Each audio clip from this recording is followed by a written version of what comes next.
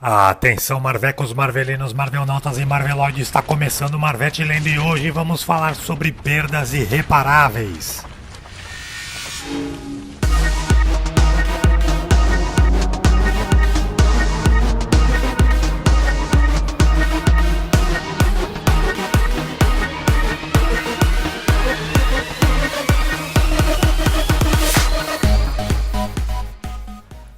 A Morte dos Stacys é uma daquelas obras obrigatórias dos quadrinhos que todo fã deveria ter. O número 19 da expansão de clássicos da coleção de graphic novels Marvel da Salvat traz uma das histórias mais importantes do Cabeça de Teia, mostrando os fascinantes desenhos de John Romita sob a batuta de Stan Lee. A sequência de histórias começa mostrando o Dr. Octopus preso, mas conseguindo controlar os seus tentáculos mecânicos com a força da mente. Ele direciona os tentáculos até a cadeia e consegue fugir escondido em um avião. Octopus invade a aeronave, a polícia é acionada e a notícia se espalha, chegando aos ouvidos de Peter Parker. O Homem-Aranha chega ao aeroporto e usa suas teias para alcançar o avião, surpreendendo o vilão e permitindo a fuga de todos que estavam presos. Octopus resiste e tenta fugir mais uma vez com o avião, mas acaba explodindo tudo e fica escondido enquanto pensam que ele morreu. Peter descobre que não encontraram nem os tentáculos mecânicos e procura Otto Octavius pela rua até encontrá-lo tentando destruir a usina de energia elétrica.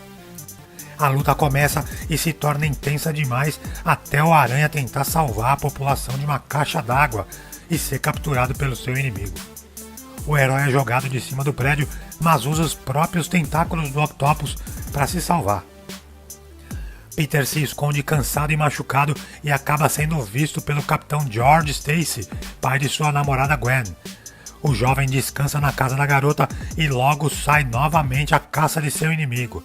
Só que dessa vez, Peter usaria um fluido de teia especial que impediria o correto funcionamento dos tentáculos mecânicos do cientista do mal. A luta entre o herói e o vilão logo começa pelos telhados dos prédios de Nova York e o Aranha consegue deixar os tentáculos descontrolados. Só que quando os equipamentos derrubam uma parede sobre as pessoas lá embaixo, o Capitão Stacy se joga para salvar uma criança e acaba sendo atingido. O Homem-Aranha ainda tenta socorrer seu amigo, mas George pede que ele pare e chama o herói de Peter, pedindo que ele cuidasse de Gwen Stacy. O capitão morreu sabendo que o herói era Peter Parker. O caso repercute como uma bomba na cidade e o Aranha é visto como culpado pela morte do policial. Uma verdadeira campanha contra o Homem-Aranha se inicia na cidade e a própria Gwen decide apoiar um político radical na caçada ao herói. Só que os métodos do candidato Sam Bullet são violentos e ele ameaça Peter Parker por saber que ele era o fotógrafo oficial do Cabeça de Teia. Depois de apanhar dos capangas de Bullet, Peter coloca sua máscara e retribui a ameaça, mas ao voltar para o seu apartamento pela janela, ele encontra o próprio Bullet com Gwen Stacy.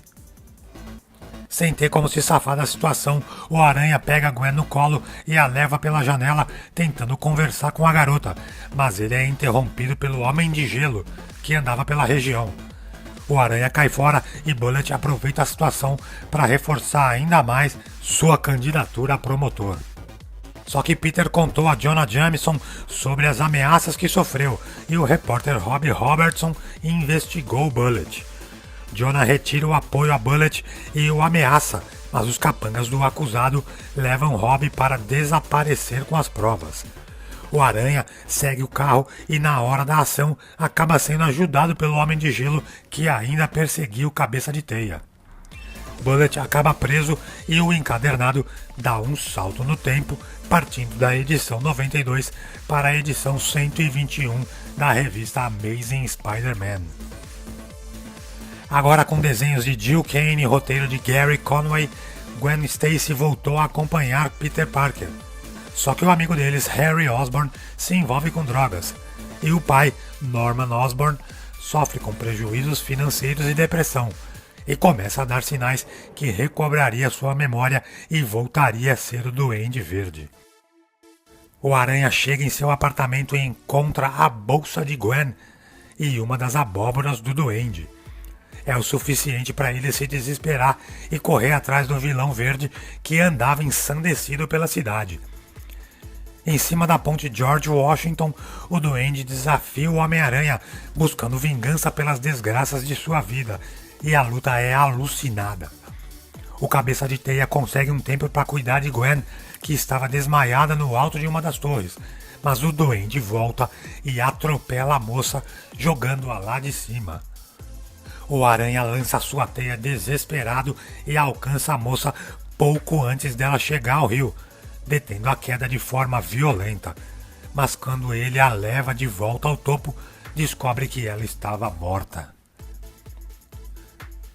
O Aranha se descontrola, ataca o Duende violentamente, mas o vilão foge. O herói se culpa pela morte da moça e começa a procurar Norman Osborn por todo lado, chegando a pedir ajuda ao repórter Rob Robertson. Ao descobrir onde estava o vilão, o Aranha ataca sem perdão e desconta toda a sua raiva, mas não consegue matar o Duende, pois aquilo não seria uma atitude digna do nosso protagonista. Porém, Norman aciona seus foguetes para pegar o Aranha por trás, só que o Sentido Aranha alerta o herói e ele se desvia, atingindo o próprio Duende Verde, que cai morto.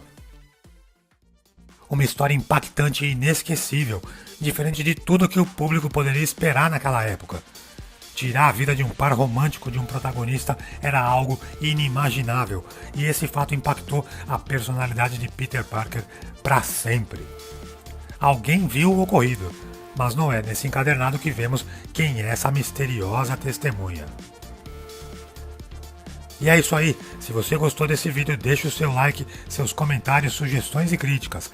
Assine o canal e ative as notificações, compartilhe o vídeo e visite o nosso site marvelchronicle.blogspot.com.br para acompanhar o maior projeto brasileiro de organização das histórias da Marvel.